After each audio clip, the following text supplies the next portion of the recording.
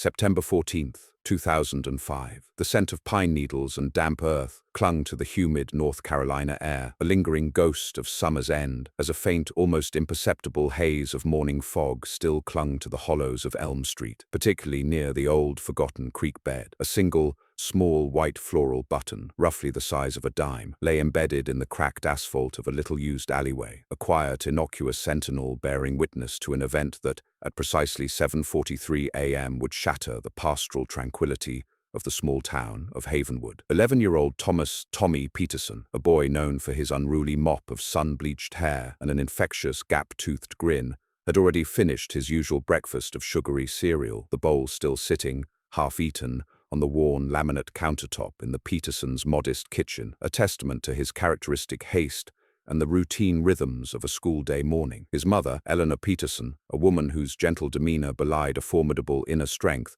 had just called out from the living room, reminding him for the third time to grab his backpack, a faded blue canvas affair adorned with a crudely drawn alien. Tommy, however, was already halfway out the screen door, his attention fixed on the distant, familiar whistles echoing from the woods beyond their backyard, the secret signals of his two closest companions, Mikey O'Connell and Davey Miller, both 10 years old and inseparable members of their small, self-proclaimed triumvirate of mischief. Mikey, with his shock of fiery red hair and a perpetually scraped knee, lived 2 houses down, while Davey, quiet and thoughtful with startlingly intelligent grey eyes, resided just across the street. Their ritual was immutable. They would meet at the edge of the creek, a meandering tributary of the deeper Blackwood River, before making the short, tree-lined trek to Havenwood Elementary, a red-brick institution that had educated generations of the town's children. This particular morning, the air was thick with the promise of autumn, a slight chill beginning to creep into the mornings, but the sun, now a pale, anemic disk struggling to burn through the persistent mist, promised a warm, if hazy, day. The 3 boys were due at school by 8:15 a.m., ample time for their customary detour past the old abandoned mill, a crumbling concrete edifice they had dubbed their fortress, where they would plan their after-school adventures or simply share the latest graphic novel. Eleanor,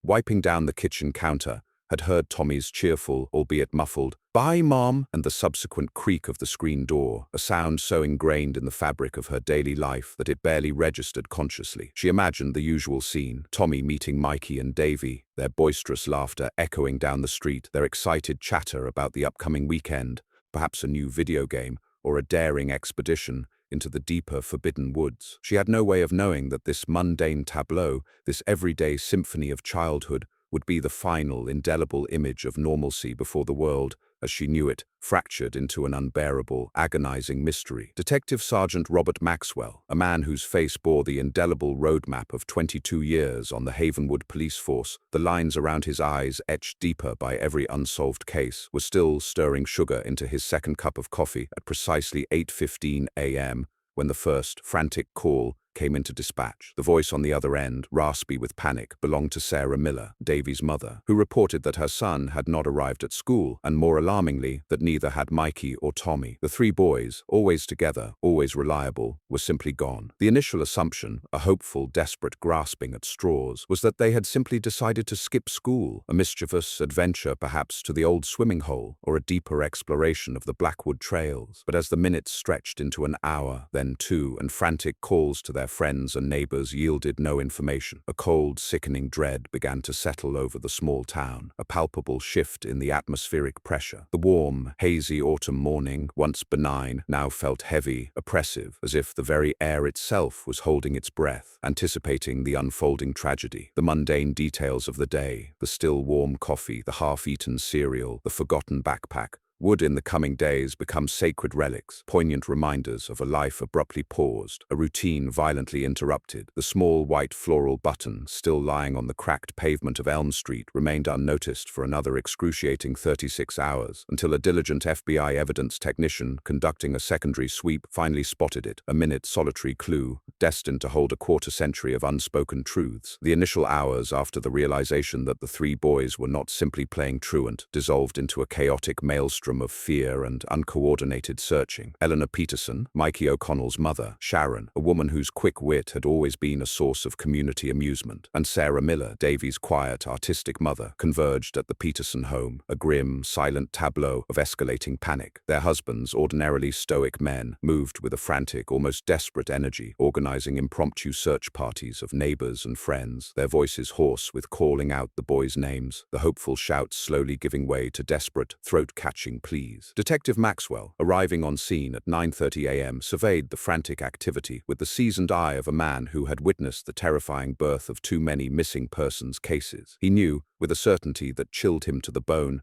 that the first 48 hours were paramount, a rapidly closing window of opportunity that often dictated the outcome of such agonizing disappearances. The Havenwood Police Department, a small force of only 12 officers, was immediately overwhelmed. Calls flooded the dispatch line, not just from concerned residents, but from media outlets in Asheville and Charlotte, their reporters sensing the escalating tragedy. Maxwell, a man who believed in the methodical, relentless pursuit of facts, immediately established a command center in the Petersons' living room, transforming the cozy, crayon-scrawled space into a hub of controlled chaos. He instructed his officers to canvass the entire Elm Street neighborhood, to speak with every resident, to check every shed, every abandoned car, every patch of overgrown brush. He called for K-9 units from the county sheriff's office, knowing the acute sense of smell of a trained dog could be the only hope in the dense, pine-choked woods that bordered the town. The weather, still hazy but growing warmer, became a character in itself, the rising humidity making the air heavy and oppressive, reflecting the suffocating fear that now blanketed Havenwood. The "if only" began to whisper, an insidious, tormenting refrain in the minds of the parents. If only Tommy had left 5 minutes earlier, or 5 minutes later. If only Mikey had decided to wait for them at his house. If only Davey hadn't taken that particular shortcut. These small, innocuous decisions, utterly meaningless in the grand tapestry of everyday life,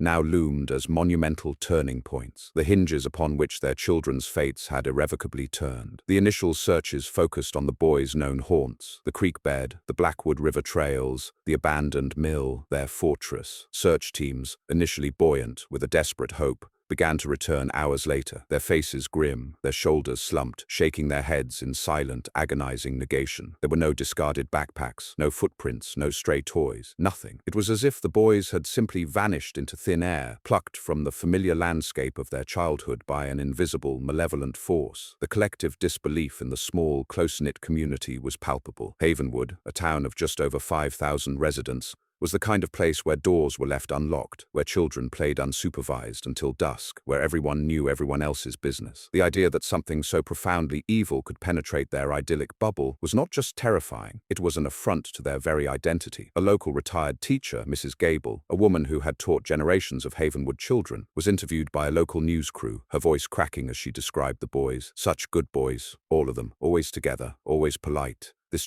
It doesn't happen here. Her words echoed the sentiment of the entire town, a collective sense of vulnerability and shattered innocence. Detective Maxwell, watching the frantic, fruitless searches unfold, felt the familiar tightening in his chest, the grim recognition of a case rapidly moving from a missing persons investigation to something far more sinister. He knew from bitter experience that the absence of evidence was often, in itself, a chilling form of evidence. The lack of any struggle, any sign of forced entry, any discarded possession suggested a scenario that was almost too horrifying to contemplate, that the boys had gone willingly, or had been taken with such swift, brutal efficiency that no trace remained. The small white floral button, still unnoticed, lay patiently in the cracked asphalt, a silent observer holding a secret that would remain buried for decades, a testament to the methodical, grinding passage of time that would transform this frantic search into a haunting, unsolved mystery. The meticulous collection of environmental samples from the creek bank and the abandoned mill site, carried out by a single weary FBI evidence technician,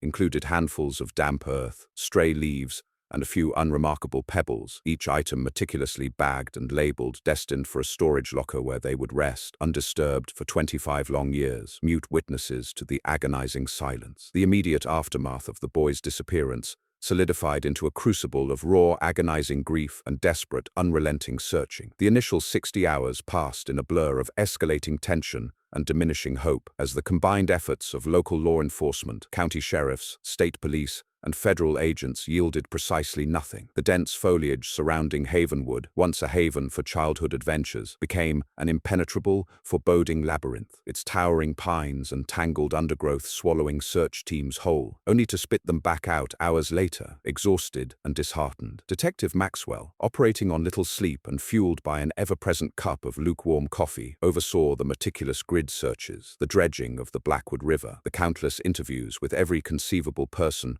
who might have seen the boys on that fateful morning. The silence, the profound absence of any tangible clue, was the most chilling aspect of the investigation. There were no signs of a struggle near the creek bed where the boys were last presumed to be headed, no discarded items, no footprints that didn't belong to the searchers, no abandoned bikes. It was as if the very earth had swallowed them whole, leaving behind only an echoing void. Tommy Peterson, her initial frantic energy slowly giving way to a profound, bone-deep weariness, clung to the faintest whisper of hope, organizing local vigil groups, printing thousands of missing persons flyers that depicted Tommy's smiling face, his bright, hopeful eyes staring out from countless lampposts and store windows across the county. Sharon O'Connell, normally the life of any gathering, retreated into a stunned, silent grief, her vibrant red hair seeming to lose its luster as days bled into weeks. Sarah Miller, ever the quiet observer, channeled her anguish into a grim, methodical campaign, meticulously documenting every lead, no matter how tenuous, every theory, no matter how outlandish, a desperate attempt to impose order on the chaos of her shattered world. The town of Havenwood, once so secure in its insularity, found itself gripped by a pervasive, chilling fear. Parents began walking their children to school. Doors that had always been open were now locked, and the carefree laughter of children playing outdoors until dusk was replaced by a somber quiet, a heavy shroud of apprehension that suffocated the natural rhythms of daily life. Suspicion, a venomous, insidious thing, began to fester. Neighbors eyed each other with a new, guarded wariness. Every stranger, every unfamiliar car became a potential threat. The hidden-in-plain-sight device began its slow,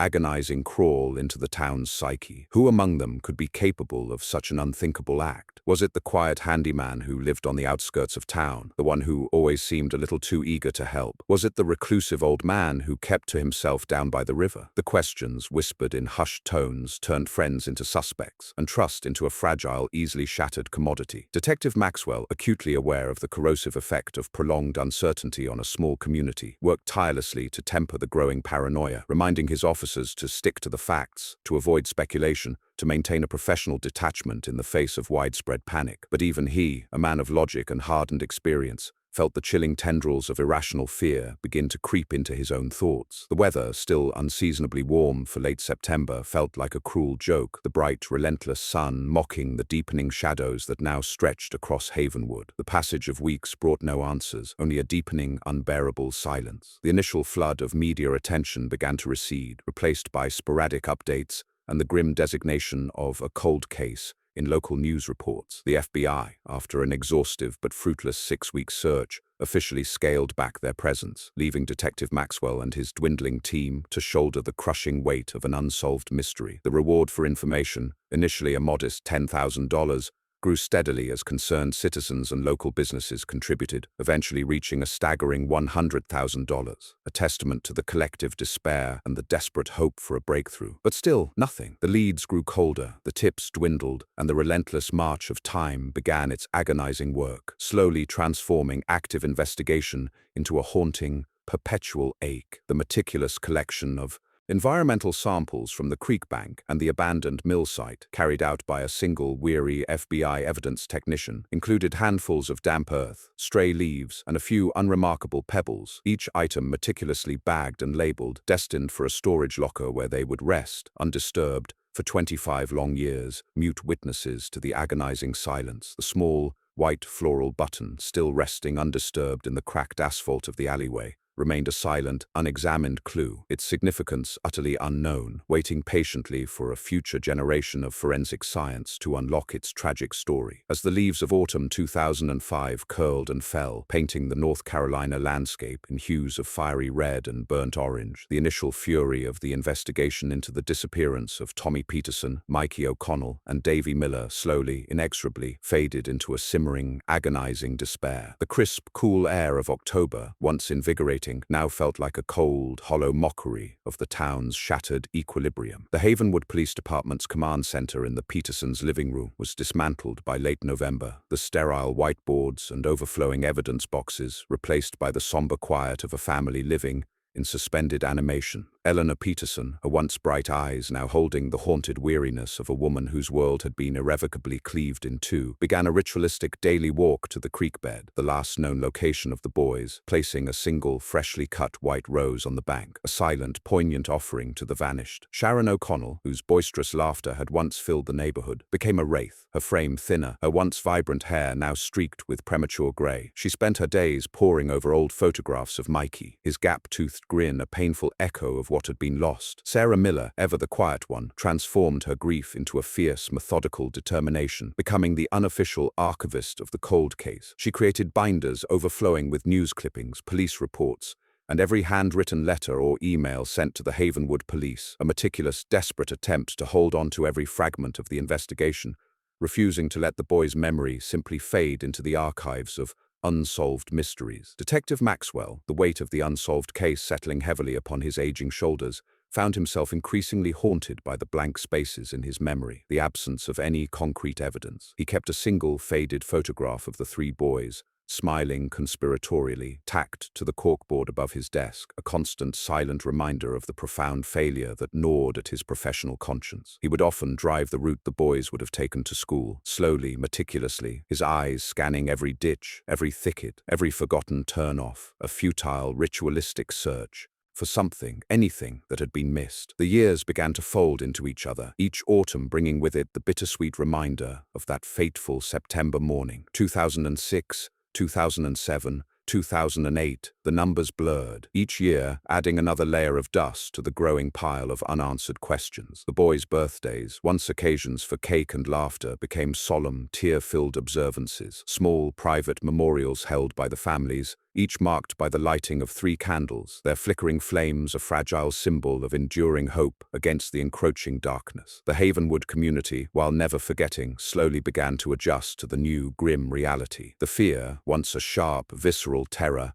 mellowed into a pervasive, melancholic undercurrent. Children grew up in an altered landscape, their parents instilling in them a caution that hadn't existed before, a silent, unspoken acknowledgement of the fragility of safety. The old abandoned mill, once a joyous fortress, became a place of somber remembrance, a silent monument to loss. The passage of time became the cruelest antagonist, etching new lines of sorrow on the parents' faces, silvering the hair of Detective Maxwell, slowly erasing the sharp edges of memory, replacing them with a dull, persistent ache. The if only continued its insidious whispers, now amplified by the weight of years. If only DNA technology had been more advanced then, if only surveillance cameras had been more ubiquitous, if only the forensic evidence, initially so sparse, was meticulously catalogued and placed in long-term storage. A handful of damp earth from the creek bank, a few stray fibers from the boys' clothes, microscopic samples of dust from the abandoned mill, all carefully preserved, each item meticulously bagged and labeled, destined for a storage locker where they would rest, undisturbed, for decades, mute witnesses to the agonizing silence. The small, white floral button, still resting undisturbed in the cracked asphalt of the alleyway, remained a silent, unexamined clue, its significance utterly unknown, waiting patiently for a future generation of forensic science to unlock its tragic story. Detective Maxwell retired in 2015, a man carrying the burden of an unsolved case, his desk cleared except for the faded photograph of Tommy, Mikey, and Davey, their bright, youthful smiles a stark contrast to the grim reality of their enduring absence. He left the department with a quiet dignity,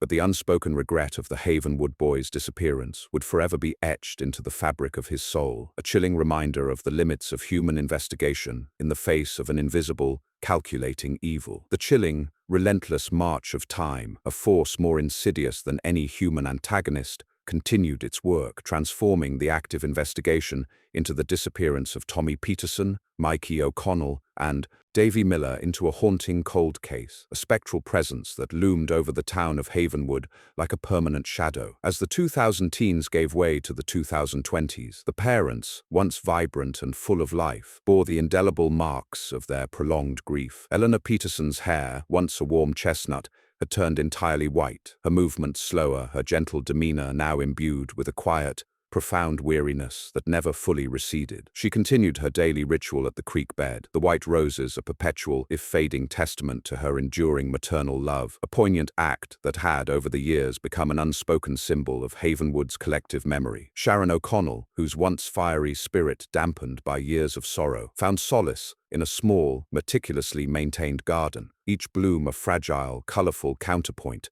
to the monochromatic landscape of her grief. She rarely spoke of Mikey directly, her pain too raw, too profound, but her eyes, when they met Eleanor's, conveyed a lifetime of shared, unspoken suffering. Sarah Miller, ever the steadfast archivist, was now a woman in her late 60s, her delicate hands, once accustomed to painting vibrant landscapes, now meticulously organized the ever-growing collection of binders and digital files that comprised the Miller archive of the cold case. She had become a self-taught expert in forensic developments, attending conferences, subscribing to scientific journals, a relentless pursuit of any new technology that might offer a glimmer of hope. Detective Maxwell, living a quiet retirement in a small house on the outskirts of Havenwood, still kept the faded photograph of the boys on his bedside table, a constant, silent reminder of the one case that had slipped through his fingers. He occasionally received calls from Sarah Miller, her voice tinged with a desperate hope whenever a new forensic technique made headlines. He would listen patiently, offering words of cautious encouragement, but privately he harbored little expectation of a breakthrough. The Havenwood Police Department, now led by a younger generation of officers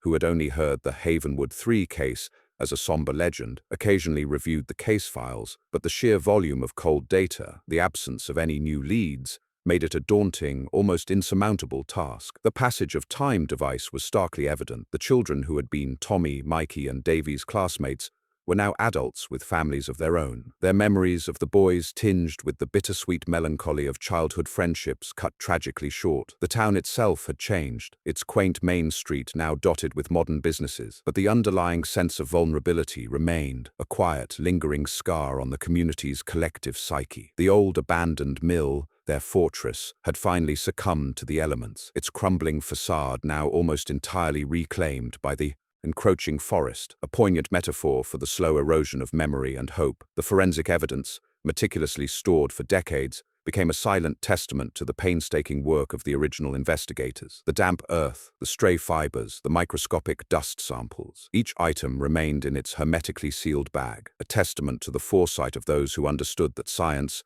given enough time, might one day speak where human witnesses could not. The forensic salvation theme, however, was still a distant, almost mythical promise, a whisper in the dark of a scientific miracle yet to come. The small white floral button, still embedded in the cracked asphalt of the alleyway, remained a solitary, unexamined clue, its chemical composition slowly degrading under the relentless sun and seasonal rains, but its unique pattern still intact, a silent, enduring testament to a moment of unimaginable tragedy. It waited patiently for the advent of a new scientific discipline, one that would scour the invisible fingerprints of the past, to uncover a truth hidden in plain sight for a quarter of a century. This patient waiting was the ultimate, tragic irony. The solution had been there all along, a tiny, innocuous object, overlooked in the chaos of a frantic search, destined to become the pivotal piece of evidence that would finally bring a measure of peace to a community haunted by ghosts. In the year 2028, 2 decades and 3 years after the disappearance of the Havenwood 3, a new wave of scientific advancement began to ripple through the seemingly insurmountable walls of cold cases across the nation. This was the era of forensic salvation, specifically the revolutionary convergence of advanced DNA sequencing and genetic genealogy, a powerful, almost mystical ability to trace an unknown suspect's family tree through publicly accessible genealogical databases. It was a scientific breakthrough that promised to unlock secrets that had been buried for generations, to speak for the dead who had long been silenced. The relentless passage of time, once the cruelest antagonist, now began to reveal itself as an unwitting ally, as the sheer volume of genetic data accumulated over decades finally reached a critical mass. In Havenwood, the now retired Detective Maxwell, a man whose silver hair and deep-set eyes bore the unmistakable hallmarks of a life spent grappling with human depravity, received a call from Sarah Miller. Her voice, though older and tinged with the perpetual melancholia of a grieving mother, held a new, fragile tremor of hope. She had read about the groundbreaking work of a new cold case unit established by the North Carolina State Bureau of Investigation, a small team of dedicated forensic genealogists and fresh-faced investigators, led by a brilliant, tenacious young analyst named Dr. Evelyn Reed. Dr. Reed, a woman in her late 30s with an almost preternatural ability to navigate complex, genetic landscapes, had a passion for unsolved cases, viewing them not as dead ends, but as intricate puzzles waiting for the right key. She and her team were systematically reviewing cold cases across the state, prioritizing those with preserved, albeit minute, biological evidence. The Havenwood 3 case, with its tragically sparse but meticulously preserved evidence, immediately caught her discerning eye. Detective Maxwell, recalling the meticulously bagged and labeled samples from the original investigation, the damp earth from the creek bank, the few stray fibers, provided the necessary access codes to the state's central evidence repository, a vast, climate-controlled vault where the past lay dormant, waiting to be reawakened. The core of Dr. Reed's strategy lay in the concept of genetic genealogy, a method that bypassed traditional DNA databases like CODIS, which only compared direct matches to known offenders, and instead utilized the vast, ever-growing repositories of genetic information submitted by ordinary citizens to commercial genealogy sites. By uploading an unknown suspect's DNA profile to these public databases, Dr. Reed and her team could identify distant relatives, then construct elaborate family trees, meticulously narrowing down the pool of potential suspects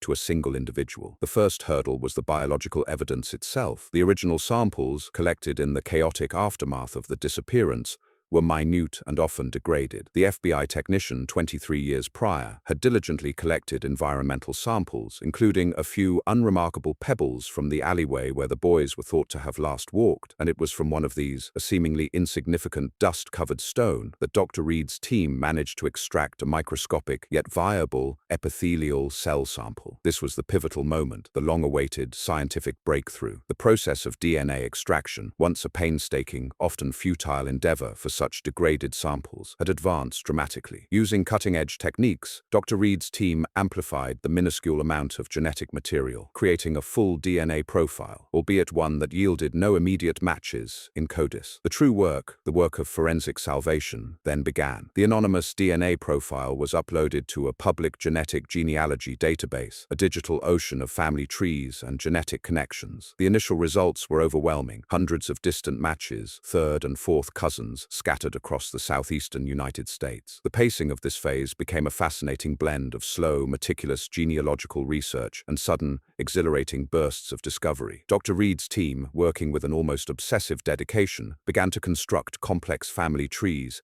tracing ancestral lines back through generations, cross-referencing names, birth dates, and geographical locations. They identified a common set of great-grandparents, then a common set of grandparents, systematically narrowing down the vast digital haystack of humanity to a single, localized genetic cluster. The weather outside the SBI lab in Raleigh, often characterized by the relentless humidity of the North Carolina summer, now felt symbolic of the intense, focused heat of their investigation, a concentrated energy burning through decades of cold data. Eleanor, Sharon, and Sarah, though now physically frail, followed every development with a renewed, desperate hope. Their lives, once defined by absence, now infused with the thrilling possibility of an answer. The irony was profound. The very technology that allowed individuals to trace their ancestry and connect with long-lost relatives was now being repurposed to unmask a killer, using the innocent act of self-discovery to reveal a dark, hidden truth. The meticulous work of Dr. Reed's team, fueled by the unwavering commitment of the families and the spectral presence of the 3 lost boys, slowly, inexorably, began to converge on a single, terrifying name, a name that would shock the quiet community of Havenwood to its core. The exhaustive and painstaking work of Dr. Evelyn Reed's forensic genealogy team, a methodical journey backward through generations of genetic information, finally began to yield a chillingly specific trajectory, pointing towards a lineage deeply rooted in the very soil of Havenwood. The hundreds of distant genetic matches, initially a bewildering web of familial connections, were meticulously pruned, each branch of the family tree scrutinized, cross-referenced with public records, obituaries, marriage licenses, census data, a digital excavation of the past. The process, slow and deliberate, required an almost obsessive attention to detail, a quiet, relentless dedication to the invisible threads of human connection. The pacing of this phase was that of an antique clock, each tick a generation traced, each tock a false lead eliminated, until the rhythm accelerated with the narrowing focus. By early 2029, Dr. Reed's team had successfully constructed a detailed multi-generational family tree that indicated a strong genetic connection to a cluster of individuals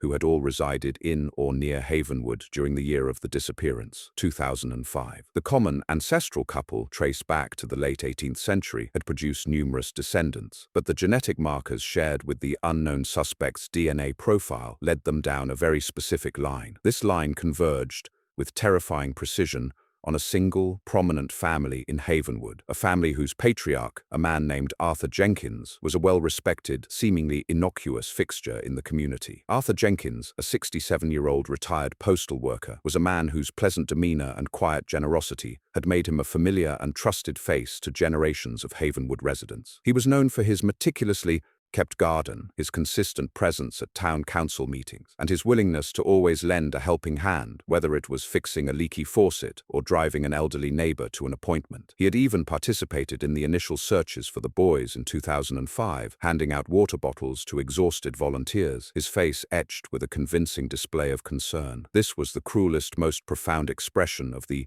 hidden in plain sight device. The perpetrator, the monster, was not a stranger from the shadows, but a trusted member of the community, a pillar of the very town he had shattered. The internal monologue of Dr. Reed, as the genealogical web tightened around Jenkins, was a mixture of scientific triumph and profound, sickening dread. The data was irrefutable, yet the human implications were almost unbearable. It was a testament to the cold, impartial logic of genetics that it could unveil such a monstrous deception hidden beneath decades of placid normalcy. The passage of time now took on a horrific new dimension. For 23 years, Arthur Jenkins had lived among them, celebrated holidays, attended community events, all while harboring the unspeakable secret of the Havenwood Three. The weather outside the SBI lab, as Dr. Reed presented her findings to a newly assembled cold case task force, was a typical North Carolina late spring day, warm and sunny, yet the atmosphere in the room was chilling, a stark contrast to the verdant beauty outside. Detective Maxwell, brought in as a consultant for the new task force, sat in stunned silence as Dr. Reed laid out the irrefutable evidence, his eyes scanning the detailed family tree that culminated, with horrifying clarity, in the name Arthur Jenkins. The irony was palpable, a bitter taste in his mouth. He remembered Jenkins from the original investigation, a man who had offered his condolences to the distraught families, a man whose face had seemed genuinely sympathetic. The betrayal, the sheer audacity of the deception, was almost too much to comprehend. The task force, now fully aware of the delicate nature of the situation, initiated a covert surveillance operation on Arthur Jenkins. They needed more than just a genetic link. They needed a direct DNA sample from Jenkins himself to confirm the match definitively. The opportunity arose 2 weeks later. On a warm Tuesday afternoon in early May, Jenkins, known for his meticulous habits, was seen outside his home, pruning roses in his front garden, a picture of idyllic retirement. As he bent to collect a fallen branch, a small dark speck, a single hair, detached from his head and landed on the meticulously manicured lawn. A plainclothes SBI agent, disguised as a utility worker, discreetly collected the hair follicle, a tiny, almost invisible piece of evidence that held the power to shatter a man's carefully constructed facade. The DNA extracted from that single hair was rushed to the state crime lab. The results, returned within 48 hours, were definitive. The DNA profile from the hair follicle was a 100% match to the epithelial cell sample found on the pebble from the Elm Street alleyway. This was the moment of the reveal. The scientific salvation, long sought, had finally arrived. The quiet, unassuming retired postal worker, Arthur Jenkins, was the perpetrator. The small white floral button still lying undisturbed in the cracked asphalt of the alleyway, its silent testimony, overlooked for a quarter century, was now understood. It was an artifact of the perpetrator, dislodged during the struggle, a silent, enduring witness to the horrifying truth. The meticulous collection of environmental samples from the creek bank and the abandoned mill site, carried out by a single weary FBI evidence technician, included handfuls of damp earth, stray leaves, and a few unremarkable pebbles, each item meticulously bagged and labeled, destined for a storage locker where they would rest, undisturbed for 25 long years, mute witnesses to the agonizing silence. The small white floral button, still resting undisturbed in the cracked asphalt of the alleyway, remained a silent, unexamined clue, its significance utterly unknown, waiting patiently for a future generation of forensic science to unlock its tragic story. The arrest of Arthur Jenkins, a man whose face had been a comforting, familiar fixture in Havenwood for decades, unfolded with a chilling precision on a sweltering Tuesday morning in mid-May of 2029. The air was thick with the oppressive humidity that often preceded a North Carolina summer storm, the atmosphere heavy and electric, mirroring the seismic shockwave that was about to rip through the unsuspecting community. Detective Maxwell, now an honored consultant, watched from a discreet distance as a convoy of unmarked SBI vehicles, their occupants grim-faced and resolute, converged on Jenkins's meticulously kept two-story home on Maple Drive. The scene was devoid of the dramatic fanfare often depicted in crime thrillers. It was a quiet, almost somber operation, reflecting the gravity of the 23-year-old mystery. Two uniformed Havenwood officers, men who had once waved cheerfully to Jenkins as he tended his prize-winning roses, approached his front door, their faces carefully neutral. Jenkins, still dressed in his usual pressed polo shirt and khaki shorts, emerged onto his porch with a pleasant, inquisitive expression, a gardening trowel still clutched in his hand, as if he expected a neighborly chat about rose bushes. The moment the lead SBI agent, a tall, imposing figure, identified himself and stated the nature of their visit, a subtle, almost imperceptible flicker crossed Jenkins's face, a momentary loss of composure, a fleeting glimpse of the monster lurking beneath the meticulously maintained facade. The reveal arrest was not a shout, but a whisper, a cold, clinical statement of fact. "Mr. Jenkins, we have reason to believe you are responsible for the disappearance of Tommy Peterson, Mikey O'Connell, and Davey Miller in September of 2005. We have a warrant for your arrest." The words, delivered calmly and without inflection, hung heavy in the humid air, carrying the full, devastating weight of 23 years of unanswered prayers and shattered lives. Jenkins's initial reaction was a quiet, almost polite denial, a practiced performance of indignant confusion. "Disappearance? I don't know what you're talking about. I helped search for those boys. I even offered Eleanor Peterson my condolences." His voice, though slightly strained, retained its usual mild cadence, a chilling testament to his profound capacity for deception. But as the SBI agent produced the warrant, specifying the DNA evidence linking him to the scene, the facade began to crack. His eyes, once benign and seemingly guileless, narrowed almost imperceptibly, and a thin sheen of sweat appeared on his forehead, glistening in the oppressive heat. The hidden-in-plain-sight device now reached its most chilling apex. The man who had comforted the grieving families, who had participated in the searches, who had lived a life of quiet respectability, was the architect of their enduring agony. He was taken into custody without further incident, his hands cuffed behind his back, the gardening trowel falling to the porch with a soft clatter. The moment his figure, framed by the familiar white picket fence and the vibrant rose bushes, was led into the back of an unmarked police car, a ripple of stunned disbelief spread throughout the neighborhood. Neighbors, who had been quietly watching from behind drawn curtains, gasped, their whispers carrying the collective shock of a community whose deepest fears had just been horrifyingly confirmed. Eleanor Peterson, Sharon O'Connell, and Sarah Miller, informed of the arrest just moments before it occurred, watched the live news coverage from Sarah's living room, their faces a mixture of profound relief and an overwhelming, fresh wave of anger. Eleanor, her hand trembling, simply whispered, "It's true. They found him." Her voice, barely audible, carried the weight of years of suffering, now mingled with the dawning realization of a truth long hidden, a bitter, agonizing resolution that demanded the full, horrifying narrative. The interrogation of Arthur Jenkins began hours later, a meticulous, slow-burn psychological chess match conducted under the cold, unforgiving glare of fluorescent lights in a small, windowless room at the SBI headquarters in Raleigh. Dr. Reed, though a forensic analyst, sat in on the proceedings, her presence a silent scientific testament to the irrefutable truth of the DNA evidence, while a seasoned SBI interrogator, Special Agent Marcus Thorne, led the questioning, his tone authoritative yet controlled, patiently chipping away at Jenkins's carefully constructed wall of denial. Jenkins, initially maintaining his facade of confused innocence, repeated his alibi. He had been watering his garden on the morning of September 14, 2005, a mundane, unassailable routine. Agent Thorne, however, did not dwell on the alibi, instead focusing on the small, irrefutable pieces of forensic evidence, the epithelial cells from the pebble, the single hair follicle, and crucially the white floral button. He presented a high-resolution photograph of the button, magnified tenfold, detailing its unique manufacture and the faint traces of the thread that had once held it to a specific garment. The hook style of the narrative transitioned from the cinematic freeze frame of the arrest to the clinical, unblinking focus of the interrogation room. Jenkins, upon seeing the button, a seemingly insignificant object,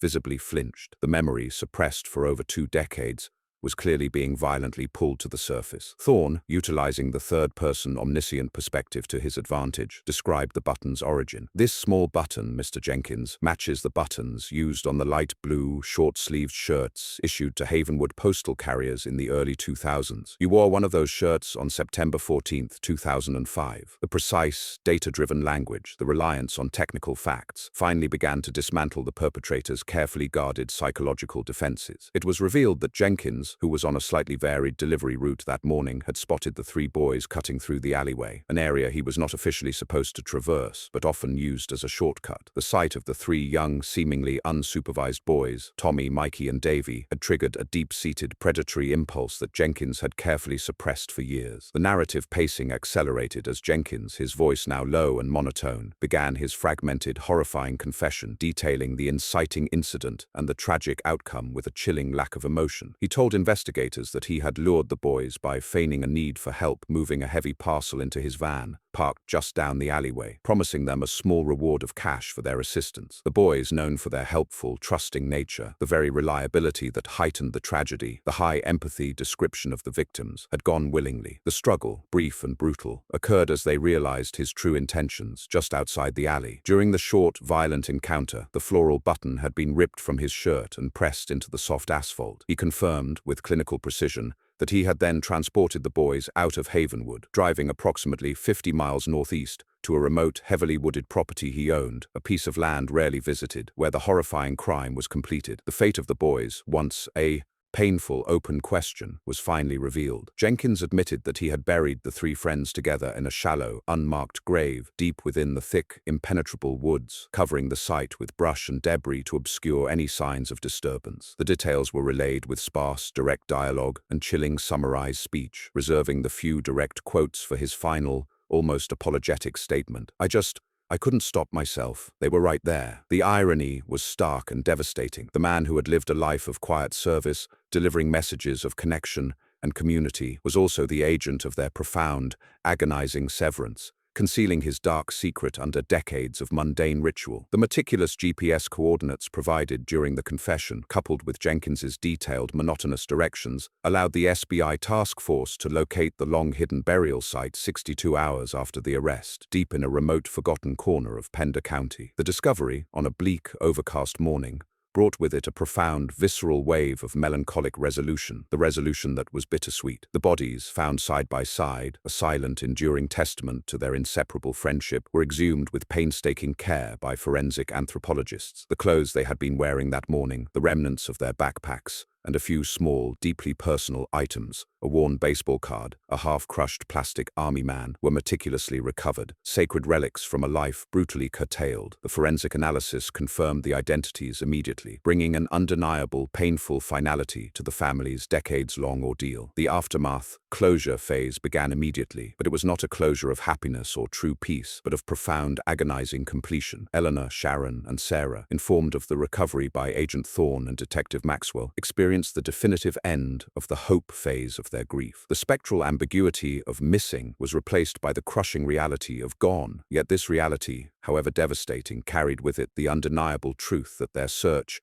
and their suffering had reached its final horrible destination. They released a joint statement to the media, a brief, dignified declaration of thanks to Dr. Reed and the SBI for their forensic salvation, emphasizing the need for privacy to mourn their sons now that they knew where they lay. The remains of Tommy Peterson, Mikey O'Connell, and Davey Miller were finally brought home to Havenwood, 2 decades and 9 months after they had vanished. Their funeral, held in late June, was not a quiet affair, but a massive, solemn communal event, a release of 23 years of pent-up grief, attended by the now aging citizens of Havenwood and the young adults who had only known the boys as a tragic legend. Detective Maxwell, standing beside the 3 grieving yet resolatory mothers as their sons, were finally laid to rest in the tranquil, sun-dappled cemetery near the old elementary school, felt the crushing weight of the case lift, replaced by a quiet, profound sadness. The weather on that day, a gentle, warm breeze carrying the scent of summer blossoms, was no longer a mocking contrast, but a soft, empathetic presence, a poignant backdrop to the final,